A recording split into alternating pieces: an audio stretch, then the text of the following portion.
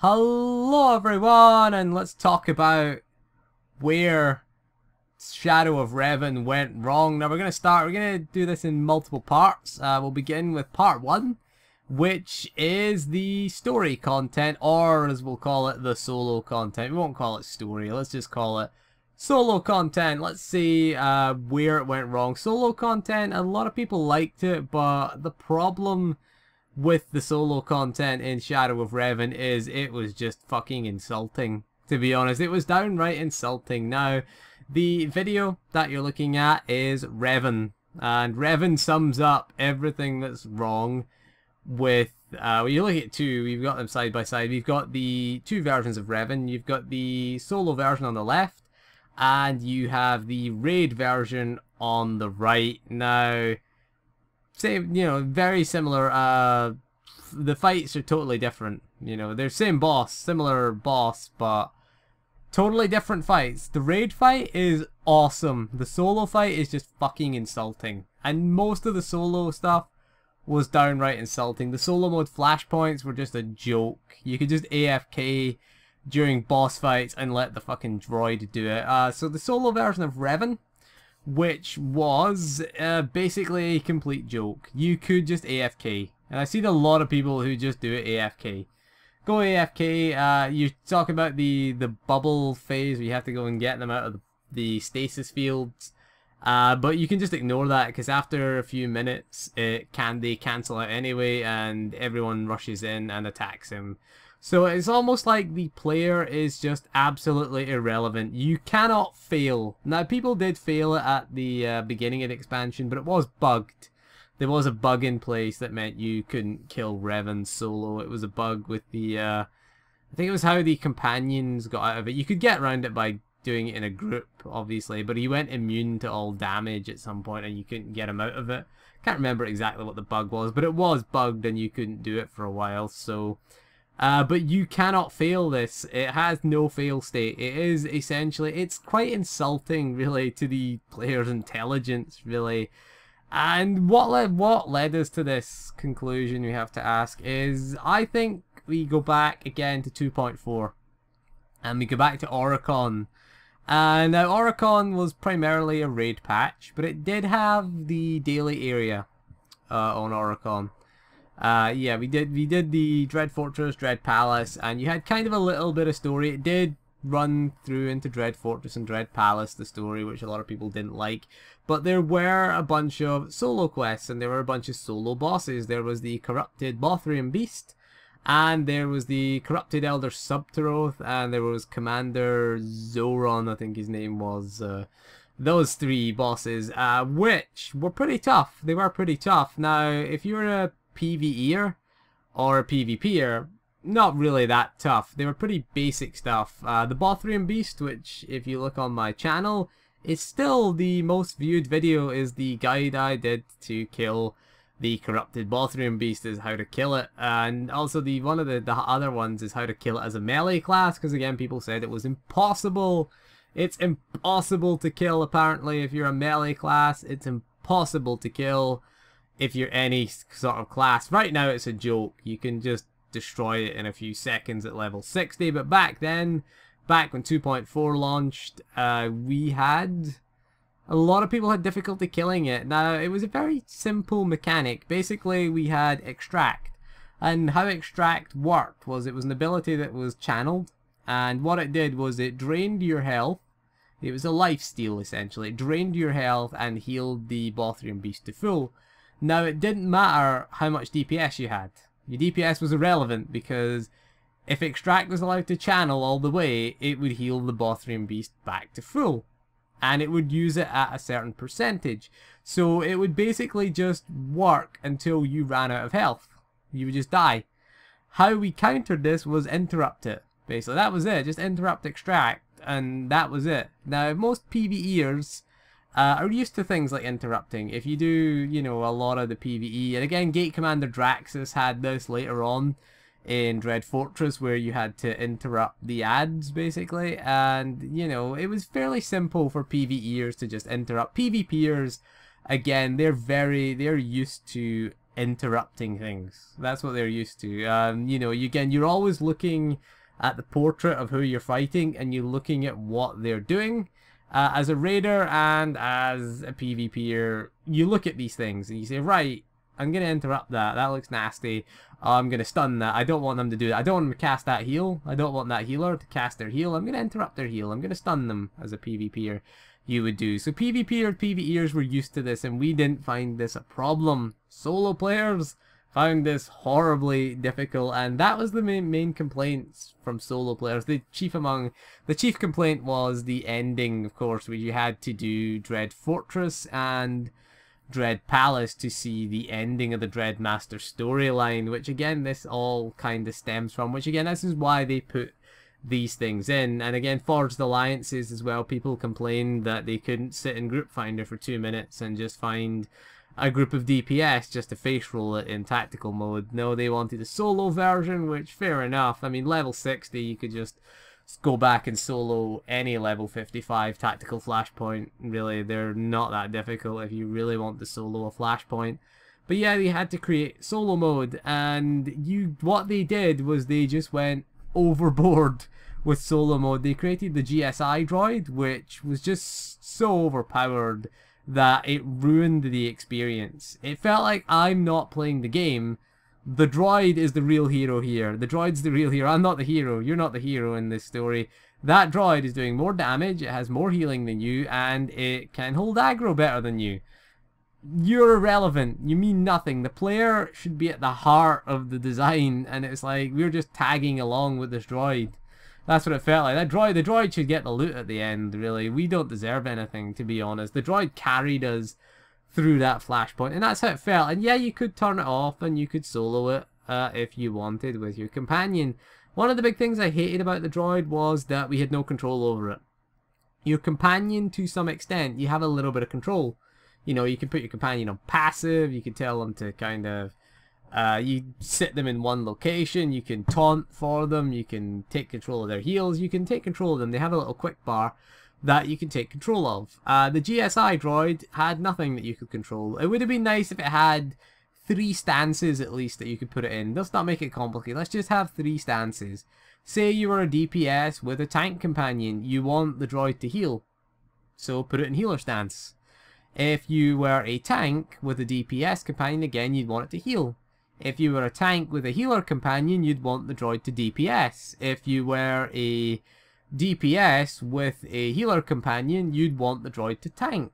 You know, that's what you'd want from the droid. One of the fucking most insulting things that I ever seen the droid do is, I'm a tank and it guards you. I'm a fucking tank. It taunts off you. It's like, fuck off. It's worse than a fucking pug tank. It was worse than that. We said that was worse. A pug tank that always taunts off you, or the GSI droid. It just was really annoying because a lot of your tank rotation and a lot of things you do as a tank involve you being attacked. That's what we want to do as a tank. You know, we can't use our retaliation as a juggernaut because we're not getting attacked. You know, nothing's attacking us, and we're not defending, we're not dodging or parrying any attacks to get retaliation. So it's like, fuck's sake. Really annoying, because as a tank we want to get hit. We want to see what our mitigation's like in these situations. Also, your companion got bolstered to ridiculous levels, and all this, what this did was it created a huge contrast between the solo leveling content and the endgame content, and that's why we're seeing the gap is bigger than ever, and we're seeing that people are struggling in endgame. And again, people are struggling to get groups, which, you know, if you're struggling to get a group in this game, I don't know why, to be honest with you, because people talk about the 50k HPs and things like that and the achievement linking, but you see them quite a bit, but there are groups and there are guilds out there that are willing to take people. I always find joining a guild is the best solution. You don't have to join a hardcore progression guild, and most sort of even progression guilds have a casual night, you know, where they play on their ults, and you know, you could join that. If you really want to see TOS and Ravagers, you know, join like a guild that has, you know, plenty of ults. We do it a lot. We have it at the weekend. We always run you know, a casual night, free sign up, anyone can sign up. If we get 16 people to sign up, we'll do 16. If we get less, we'll probably do 8-man, or maybe if we get slightly less, we'll maybe shout out for some pugs to join us. But generally, we never have achievement problems, because you know that the people in the guild, generally guild runs that ask for achievements are bad guilds. Generally, they're really bad guilds. Generally, that's people who ask for achievements. So what happens is that, you know, we don't care about the achievement as a guild, because we know that, you know, say the 12, 13 of us that turn up are good enough to do it. Okay, we don't pug tank slots, and we generally don't pug healer slots. It's usually just DPS slots. But we know the rest of the DPS, you know, the 8 or so that have turned up, are good enough. They're pretty good. We know that they're good enough to do it because we've done it with them before.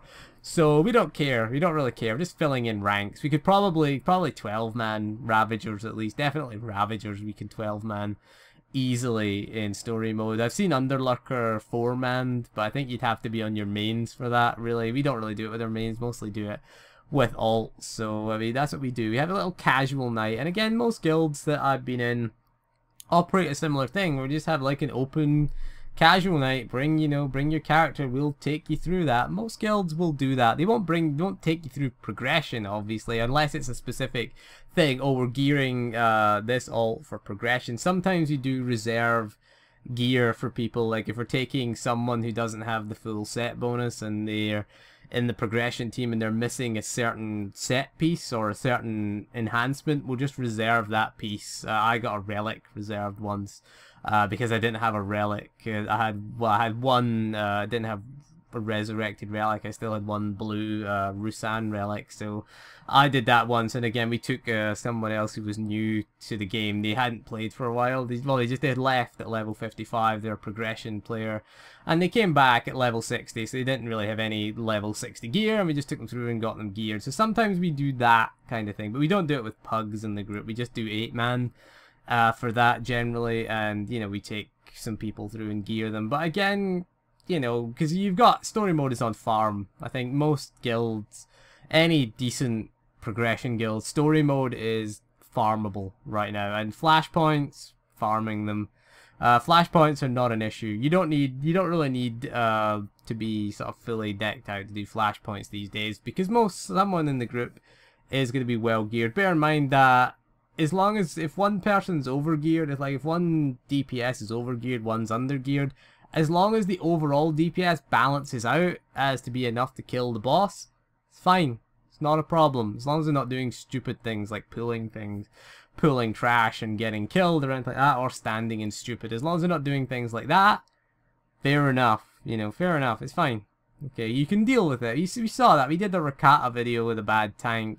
And, you know, good players adapt and deal with the situation, and bad players use the vote kick option and just get impatient and require, you know, 50k HP. I can't wait for the EV pugs in patch 4.0 with you know, looking for more EV SM, must have 70k HP link achievement, don't have the level 50 version. Even if you have the level 50 nightmare version, we're not taking you because you don't have 70k HP or whatever the HP is for comm gear, because that's what HP, people with lots of HP have commendation gear. Really, it's not well optimized, it's pretty bad, but that's what they have anyway with commendation. Anyway, back to the topic, back to Revan solo. And Revan solo, it was terrible. The biggest problem with it, apart from the fact that you can just AFK, is the amount of stuns that go out. Now, yes, you can interrupt them, but your interrupt cooldown is never going to be off. So you're always going to get hit with one stun. Two stuns that he does is choke and twin saber throw. Twin saber throw knocks you down and keeps you down for a long time. Now, yes, you do have a breakout stun, but it is a 2-minute cooldown, and I think he stuns you like every 10 seconds or something like that. It's every 10-15 seconds. It isn't enough to, you can't interrupt choke and twin saber throw. Generally interrupt twin saber throw, because twin saber throw is the one that knocks you down for a good while, and you sit there on your arse while you watch Theron, Shea Vizsla, and the crew have a good time. Everyone else is having a good time in that fight except you. The fact you have to get them out, you don't really have to. It does reset after a while, and Revan, he's not going to kill you. He is never going to kill you. You've got Sutil and Lana, I said Thana there. Lana, who just heal you up to full. I always said get the healers out first, but even then it's not necessary these days. Just pick one at random. It's such a joke of a fight, to be honest with you, that Revan fight. We compare that to Revan in Temple of Sacrifice, which is a much better fight. You know, it has various phases, there's a lot of things going on to do. There's the HK, you get to fight HK-47, who should be a boss in TOS. I was so disappointed in TOS that he's just an ad. He's just an ad on Revan. So disappointed in that. Really what you should do is get rid of the Revanite commanders, because they're a fucking joke of a boss. Replace them with HK-47. Be much better. And make it a properly difficult boss fight. And I think that'd be pretty awesome. Get Lurker, just nerf it. I think we've time to nerf Lurker now. Nerf it into the ground. Patch 3.3, because who cares? The next expansion's coming anyway. We know the next expansion's coming, so who the hell cares about that anyway? Who the hell cares about Lurker or TOS or Ravagers now? Just nerf, keep the hard mode where it is, but nerf the story mode version so we can pug it now and rebalance 16 man and make 16 an issue, so we can get actual groups with our DPS characters and we don't always have to tank or heal everything. That's what I do now. I don't even bother with my DPS characters anymore, really, unless it's a guild run, as you can see from the footage. Guild run, TOS again.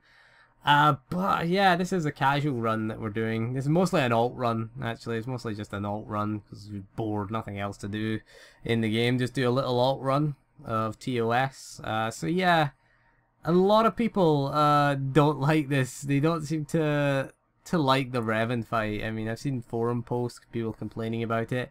It's just downright insulting. It's like you're not teaching players how to play their classes. I mean, that's what the solo content essentially should do. I did a video arguing the case for Proving Grounds in SWTOR, and I still feel it should be the case, but these solo flashpoints could be a way of doing that. Just tone down the GSI droid, tone down the companions. I mean, that would be perfect. Revan story mode would be, or Revan solo mode should be say, would be the perfect place to put Proving Grounds, because you've got the different allies doing the different roles, and you know that you've already got them there, so you have them play their roles, and you know you have things to interrupt, you know, have it flash up on the screen what it expects you to do, have the fight be different, dynamically different depending on your role, because it is inside an instance. What you can do is lock you to the role when you enter the instance, so you can't respec. Similar, they already have that technology in the PvP, because as soon as you queue for PvP, you're locked into your spec. You're locked into that discipline. So yeah, that would be, I think, an interesting idea for just teaching you how to play your class and showing you a bit of story content at the same time. Just again showing you, right, oh, Sutil or say Mar's got a big debuff on him. Put a big debuff on Darth Mar. If you don't cleanse it, he dies. If anyone dies, he basically, Revan gets a damage buff. Because none of your allies can die. That's the thing. None of them can actually die in that fight. I've never ever seen any of them die. So say they put a debuff on Mar. If you're a healer, you've got to cleanse it. If you don't cleanse it within 10 seconds, Mar dies and Revan gets a buff and will probably kill you. Eventually, if enough people die, Revan just keeps getting buffed and then he kills you. So at least there's a risk, there's a bit of skill involved, because right now these solo things are just a joke. Right, that GSI droid, yeah, we can turn them off if we want a challenge, but he should be a viable option for players of all skills, and he should complement you rather than dominate. That is the point we're trying to make here, is that Shadow Revan, it felt like the game was just playing itself and you were just along for the ride rather than being the central character of the story. You were just someone who was part of, you know, you're just part of the team basically, you're nothing special. Knights of the Fallen Empire, however, they do promise that the story will be centered around the player. You're going to be the Outlander, you're going to be frozen in Carbonite, so hopefully they do more player interactions, more More tests of skill, maybe more. No, it doesn't have to be like Oricon or interrupt or you die, basically, but you know, something that's at least makes you think about your rotation and your abilities and not just stuns, because stuns are fucking lazy. Okay, it's a game, it's a video game. What is a video game? If you're asking, a video game is a piece of interactive entertainment. If I'm stunned lying on the ground, I am not interacting with the game, and therefore I'm just sitting watching it. As a very passive form of entertainment. I want to be at the heart of things, and again, in a raid you are, because you're playing your role, really. So if you don't play your role well in a raid, you'll fail. You'll fail in the Revan fight. If you look at the raid, if the tank isn't good enough, then the tank doesn't position him correctly, then he'll cleave into the raid, he won't knock down the pillars, you won't get the next phase. You know, tank has to face the HK's cleave away, so the tank has to do a certain job, the DPS are there to kill him, and the healers are there to keep the raid alive, basically. Yeah, so I mean, everyone has to play their role. Yeah, there's 8 of you, you're all playing your role, you're all working as a team, whereas in the solo version it's like, oh, you're lying on the floor, Theron's having a good time there. Look at him. He's just, you know, he's happy as Larry there, and you're sitting there with fucking lying on the floor going, oh, for fuck's sake. Even Treek looks like she's having an awesome time there trying to tank him, but, you know, we're like, ugh. I'm the player. I'm the one paying the subscription here. You know, think about me for a change. So hopefully they can do that in Knights of the Fallen Empire. Hopefully they do that in 4.0. Anyway, we've rattled on for a while. Part 2. We are going to talk about, I think we'll talk about gearing and where gearing went wrong. We'll talk about commendations next. And then part 3 will feed into the raid. And we'll talk about, in part 4, we will talk about where Shadow of Revan went right. Because there were things that they did right in Shadow of Revan. So anyway, thank you for joining me, and I'll see you again soon, and goodbye.